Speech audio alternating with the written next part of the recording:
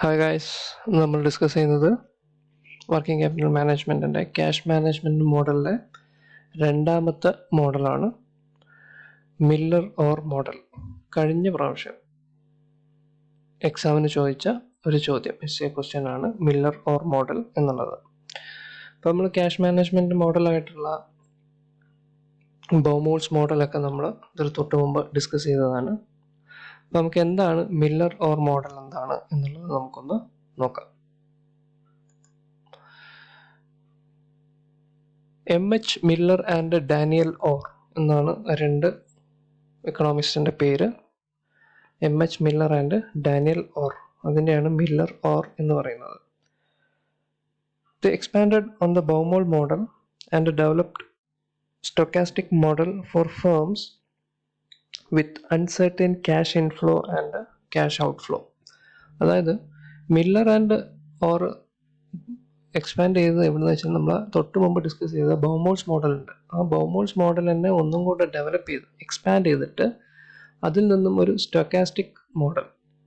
Stochastic എന്ന് പറഞ്ഞാൽ എന്താ പറയുക, ഒരു ഈ സാന്ദർഭിക വശം എന്നൊക്കെ പറയുമല്ലോ, സാന്ദർഭികമായിട്ട് നമുക്ക് കാൽക്കുലേറ്റ് ചെയ്യാവുന്ന ഒരു മോഡലാണ് സ്റ്റോക്കാസ്റ്റിക് മോഡൽ എന്ന് പറയുന്നത്. അപ്പോൾ ഫേമുകളിൽ, അതായത് നമുക്ക് ഒരിക്കലും ക്യാഷ് ഇൻഫ്ലോയും ക്യാഷ് ഔട്ട്ഫ്ലോയും നമുക്ക് ഒരിക്കലും പ്ലാൻ ചെയ്യാൻ പറ്റില്ല. പക്ഷേ ബൗമോൾസ് മോഡലിൽ പറഞ്ഞത് ക്യാഷ് ഇൻഫ്ലോയും ക്യാഷ് ഔട്ട്ഫ്ലോയും കോൺസ്റ്റൻ്റ് ആയിരിക്കണം എന്നാണ്.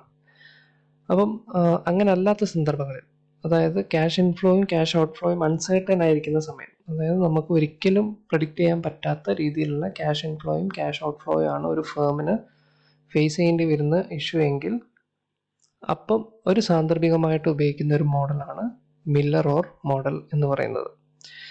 അപ്പോൾ അവർ ഇത് ബൗമോൾ മോഡലിൻ്റെ ബേസിക് വെച്ചിട്ട് തന്നെയാണ് ഡെവലപ്പ് ചെയ്തിട്ടുള്ളത്. അപ്പോൾ Miller and Orr model overcome the shortcomings of Baumol's model. അപ്പോൾ ബൗമോൾസ് മോഡലിൻ്റെ ഒരുപാട് ലിമിറ്റേഷൻസ് നമ്മൾ തൊട്ട് മുമ്പത്തെ വീഡിയോയിൽ ഡിസ്കസ് ചെയ്തു. ആ ലിമിറ്റേഷൻസ് ഒക്കെ ഓവർകം ചെയ്തുകൊണ്ടാണ്, അതായത് ബൗമോൾ മോഡലിൻ്റെ ഷോർട്ട് കമ്മിങ്സ് ഒക്കെ ഓവർകം ചെയ്തുകൊണ്ടുള്ള ഒരു മെത്തേഡാണ് മില്ലർ ആൻഡ് ഓർ മോഡൽ എന്ന് പറയുന്നത്. The Miller and Orr model provides two control limits, the upper control limit and the lower control limit, along with a return point. അപ്പോൾ നമ്മൾ അടുത്തത് അതിൻ്റെ ഗ്രാഫാണ് ഡിസ്കസ് ചെയ്യുന്നത്. അപ്പോൾ അതിൽ നമുക്ക് കൂടുതലായിട്ട് അതിനെക്കുറിച്ച് ഡിസ്കസ് ചെയ്യാം. അപ്പോൾ ഇവിടെ ഗ്രാഫിൽ രണ്ട് ലിമിറ്റുകളാണുള്ളത്, ഒന്ന് അപ്പർ ലിമിറ്റും ഒന്ന് ലോവർ ലിമിറ്റും. അതിൻ്റെ ഇടയ്ക്ക് എന്തുണ്ട്, ഒരു റിട്ടേൺ പോയിന്റ് ഉണ്ട്. അതെന്താണെന്നുള്ളത് നമ്മൾ ഗ്രാഫിൽ വ്യക്തമായിട്ട് പറയാം. When the cash balance touches the upper control limit, H എന്നുള്ളതാണ് അപ്പർ കൺട്രോൾ ലിമിറ്റ്. അപ്പോൾ നമ്മൾ ഒരു ക്യാഷ് ബാലൻസിൻ്റെ കാര്യത്തിൽ ഒരുപാട് ക്യാഷ് ബാലൻസ് കയ്യിൽ വയ്ക്കാതെയും എന്നാലോ തീരെ ഇല്ലാത്തൊരവസ്ഥയിലല്ല, cash balance upper control limit touch ചെയ്യുന്ന സമയത്ത് നമ്മൾ എന്ത് ചെയ്യണം, നമ്മുടെ കയ്യിൽ എക്സസ് ക്യാഷ് ബാലൻസ് ഉണ്ടാവും.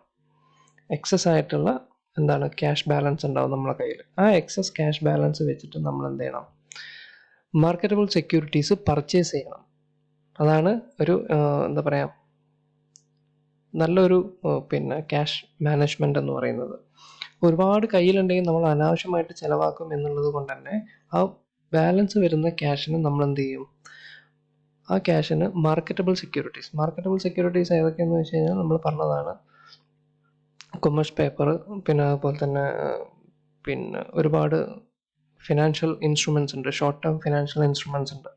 അതാണ് ഈ മാർക്കറ്റബിൾ സെക്യൂരിറ്റീസ് എന്ന് പറയുന്നത്. അതായത് നമുക്ക് വാങ്ങുകയും വിൽക്കുകയും ചെയ്യാൻ പറ്റുന്ന സെക്യൂരിറ്റീസ്.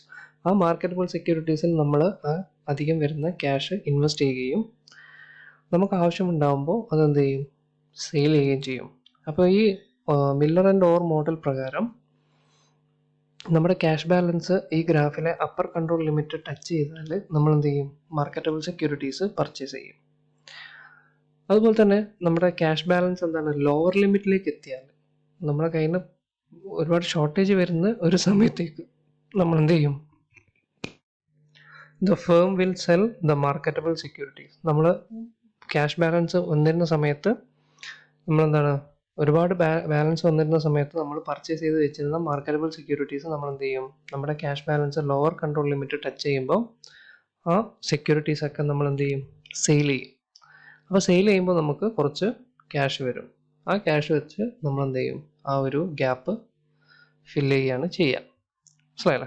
അപ്പോൾ അത് അങ്ങനെ സെല് ചെയ്യുന്ന സമയത്ത് നമ്മൾ എന്താവും, നോർമൽ ക്യാഷ് ബാലൻസിലേക്ക് എത്തും. അപ്പം നമ്മുടെ കയ്യിൽ കൂടുതൽ ക്യാഷ് ഉണ്ടെങ്കിൽ നമ്മൾ ആ കൂടുതൽ ക്യാഷിന് മാർക്കറ്റബിൾ സെക്യൂരിറ്റീസ് വാങ്ങിക്കഴിഞ്ഞാൽ നമ്മുടെ കയ്യിൽ ക്യാഷ് ബാലൻസ് എന്താവും, നോർമൽ ആവും. അങ്ങനെ പോകുന്ന സമയത്ത് നമുക്ക് കുറച്ച് ഡിമാൻഡ് വന്നു ക്യാഷിന്, അല്ലെങ്കിൽ നമ്മുടെ കയ്യിൽ ക്യാഷ് കുറവായി. അങ്ങനെ വരുമ്പോൾ എന്ത് ചെയ്യും, നമ്മൾ വാങ്ങി വെച്ച മാർക്കറ്റബിൾ സെക്യൂരിറ്റീസ് വിറ്റിട്ട് എന്ത് ചെയ്യും, ആ ക്യാഷ് കൊണ്ട് നമ്മൾ വീണ്ടും ഒരു നോർമൽ സ്റ്റേജിലേക്ക് തിരിച്ചെത്തും എന്നുള്ളതാണ് മില്ലർ ആൻഡ് ഓർ മോഡൽ എന്ന് പറയുന്നത്. അപ്പോൾ നമുക്ക് ആ ഗ്രാഫ് ഒന്ന് നോക്കാം. എന്താണ് അപ്പർ കൺട്രോൾ ലിമിറ്റ്, എന്താണ് ലോവർ കൺട്രോൾ ലിമിറ്റ് എന്നുള്ളത്. ഇതാണ് ഗ്രാഫ്.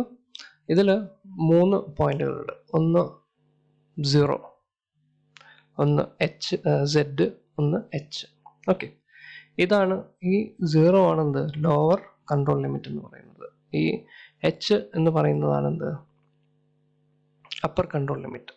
ഇതിന് രണ്ടിനും നടുക്ക് വരുന്ന നോർമൽ പോയിന്റ് ആണ് ഈ റിട്ടേൺ പോയിന്റ് എന്ന് പറയുന്നത്.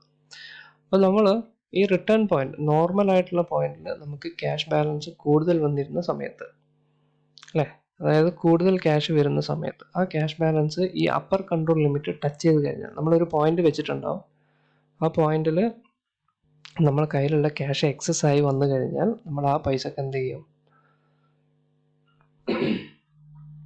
കൂടുതൽ ഈ മാർക്കറ്റബിൾ സെക്യൂരിറ്റീസ് നമ്മൾ പർച്ചേസ് ചെയ്യും. അപ്പോൾ ഈ പോയിന്റിൽ എത്തിക്കഴിഞ്ഞാൽ നമ്മൾ എന്ത് ചെയ്യും, ഈ സെഡിനും എച്ചിൻ്റെയും ഇടയിലുള്ള ക്യാഷ് ബാലൻസ്, എക്സസ് ആയിട്ടുള്ള ക്യാഷ് വെച്ചിട്ട് നമ്മൾ എന്ത് ചെയ്യും, മാർക്കറ്റബിൾ സെക്യൂരിറ്റീസ് പർച്ചേസ് ചെയ്യും. അങ്ങനെ പർച്ചേസ് ചെയ്ത് നമ്മൾ എന്ത് ചെയ്യും, ഈ കൂടുതലായിട്ട് എത്തിയ ക്യാഷ് ബാലൻസിനെ എവിടെ എത്തിക്കും, ഈ റിട്ടേൺ പോയിന്റിൽ, അതായത് ബാലൻസ്ഡ് പോയിന്റിലേക്ക് എത്തിക്കും. അപ്പോൾ നമ്മുടെ കയ്യിൽ എക്സസ് ഉണ്ടാവില്ല, നമുക്ക് ആവശ്യമുള്ള ക്യാഷ് മാത്രമേ കയ്യിലുണ്ടാവുള്ളൂ. അപ്പോൾ നമുക്ക് ഈ അനാവശ്യ ചിലവുകളൊക്കെ എന്ത് ചെയ്യും, കുറഞ്ഞു കിട്ടും. അങ്ങനെ പോകുന്ന സമയത്ത് നമ്മളെ കയ്യിൽ നിന്ന് ക്യാഷ് ബാലൻസ് കുറഞ്ഞു എന്ന് വിചാരിക്കുക. കാരണം അൺസർട്ടൻ ആയിട്ടുള്ള ക്യാഷ് ഔട്ട്ഫ്ലോ ഉണ്ടായത് കാരണം നമ്മുടെ കയ്യിലുണ്ടായിരുന്ന ബാലൻസ് തെറ്റി നമ്മുടെ കയ്യിൽ ക്യാഷ് കുറഞ്ഞു. അങ്ങനെ കുറയുന്ന സമയത്ത് നമ്മൾ എന്ത് ചെയ്യും, നമ്മൾ ഈ പോയിന്റിൽ അപ്പർ കൺട്രോൾ ലിമിറ്റിൽ എത്തിയപ്പോൾ നമ്മൾ വാങ്ങി വെച്ചിരുന്ന മാർക്കറ്റബിൾ സെക്യൂരിറ്റീസ് നമ്മൾ എന്ത് ചെയ്യും, സെയിൽ ചെയ്യും. അപ്പോൾ ലോവർ കൺട്രോൾ ലിമിറ്റ് എത്തിക്കഴിഞ്ഞാൽ നമ്മൾ എന്ത് ചെയ്യും, ആ മാർക്കറ്റബിൾ സെക്യൂരിറ്റി സെയിൽ ചെയ്തിട്ട്, അതായത് short term financial instruments sale ചെയ്തിട്ട് നമ്മൾ എന്ത് ചെയ്യും, നമുക്ക് കുറച്ച് ക്യാഷ് കിട്ടും. സെയിൽ ചെയ്യുമ്പോൾ സാധാരണയായിട്ട് നമുക്ക് സെയിൽ ചെയ്യുമ്പോൾ നമുക്ക് ക്യാഷ് കിട്ടും. അങ്ങനെ ആ സെക്യൂരിറ്റി സെയിൽ ചെയ്ത് കഴിഞ്ഞാൽ നമ്മളെ കയ്യിൽ നിന്ന് ക്യാഷ് കുറച്ച് വരും. ആ ക്യാഷ് വെച്ച് നമ്മൾ വീണ്ടും എവിടെ എത്തും, ഈ ലോവർ പോയിന്റിൽ നിന്നും വീണ്ടും നമ്മൾ Z എന്ന് പറയുന്ന ഈ റിട്ടേൺ പോയിന്റിൽ എത്തും. അതായത് നോർമൽ ക്യാഷ് ബാലൻസിലേക്ക് നമ്മൾ എന്ത് ചെയ്യും, റീച്ച് ആവും. അപ്പോൾ വീണ്ടും ഇങ്ങനെ പോകുന്ന സമയത്ത് വീണ്ടും നമ്മുടെ കയ്യിൽ ക്യാഷ് ബാലൻസ് വരുമ്പോൾ നമ്മൾ വീണ്ടും സെക്യൂരിറ്റീസ് പർച്ചേസ് ചെയ്യുന്നു, വീണ്ടും റിട്ടേൺ പോയിന്റിൽ എത്തുന്നു. പിന്നെ എന്തെങ്കിലും കാരണം കൊണ്ട് cash balance lower limit touch ചെയ്ത് കഴിഞ്ഞാൽ വീണ്ടും നമ്മൾ എന്ത് ചെയ്യും, വാങ്ങി വെച്ച സെക്യൂരിറ്റി സെയിൽ ചെയ്യുന്നു. അപ്പോൾ എന്താണ്, എക്സസ് വരുന്ന ക്യാഷ് നമ്മൾ പ്രോപ്പറായിട്ട് ഒരു ഷോർട്ട് ടേം ഫിനാൻഷ്യൽ ഇൻസ്ട്രുമെന്റിൽ ഇൻവെസ്റ്റ് ചെയ്യുകയും അനാവശ്യ ചിലവുകൾ ഒഴിവാക്കി നമ്മൾ നോർമൽ പോയിന്റിലേക്ക് എത്തും. വീണ്ടും നമ്മളെ കയ്യിൽ നിന്ന് ക്യാഷ് എന്താണ് കുറവാണ് എന്ന് ലോവർ ലിമിറ്റിലേക്ക് എത്തിക്കഴിഞ്ഞാൽ നമ്മൾ എന്ത് ചെയ്യും, സെക്യൂരിറ്റി സെല് ചെയ്യും. അങ്ങനെ സെല് ചെയ്തിട്ട് നമ്മൾ വീണ്ടും എന്ത് ചെയ്യും, നമ്മുടെ കയ്യിൽ കുറച്ച് ക്യാഷ് വരും. അപ്പോൾ നമ്മളത് ബാലൻസ് ചെയ്ത് വീണ്ടും റിട്ടേൺ പോയിന്റിൽ എത്തും. ഇതാണ് എന്താ മില്ലർ ഓർ മോഡൽ എന്ന് പറയുന്നത്. ഓക്കെ, അപ്പോൾ ആ മില്ലർ ഓർ മോഡലിന് 2 തരം ഇക്വേഷൻസ് ഉണ്ട്, രണ്ടും സെയിം തന്നെയാണ്. അതിൽ the spread between upper and lower cash balance limit called Z, അതായത് ആ പരന്ന് കിടക്കുന്ന ഏരിയ, അതാണ് ആ സ്പ്രെഡ് എന്ന് ഉദ്ദേശിച്ചത്. അപ്പർ ലിമിറ്റിനും ലോവർ ലിമിറ്റിനും ഇടയിൽ പരന്ന് കിടക്കുന്ന ഒരു ബാലൻസ്ഡ് ക്യാഷ് പോയിന്റ് ആണ് ഏത്, Z എന്ന് നമ്മൾ പറഞ്ഞ മനസ്സിലായില്ലേ.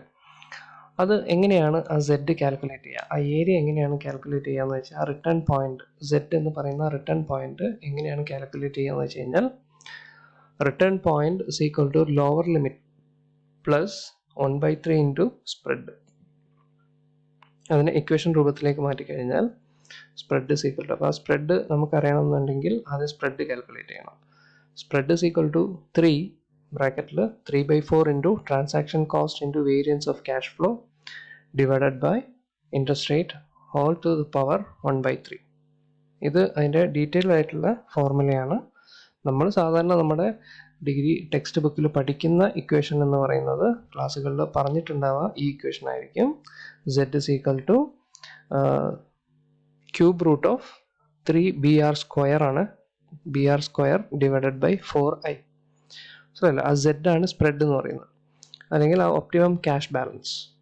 മനസ്സിലായില്ല? ആ പോയിന്റ്, ആ ഒരു central point, optimum cash balance, അതിലേക്ക് എത്തിക്കാനാണ് നമ്മൾ എന്ത് ചെയ്യുന്നത്? കൂടുതൽ വരുമ്പോൾ സെക്യൂരിറ്റി പർച്ചേസ് ചെയ്യുകയും കുറയുമ്പോൾ വിൽക്കുകയും ചെയ്യുന്നത്.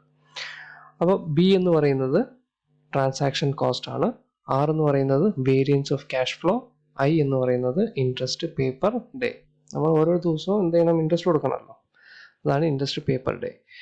ഇനി അതിൻ്റെ അപ്പർ കൺട്രോൾ ലിമിറ്റ് എങ്ങനെ കണ്ടുപിടിക്കുക എന്ന് വെച്ച് കഴിഞ്ഞാൽ lower level plus 3Z, 3Z lower ലെവലിൻ്റെ കൂടെ കൂട്ടുന്നതാണ് അതിൻ്റെ അപ്പർ കൺട്രോൾ ലിമിറ്റ് എന്ന് പറയുന്നത്.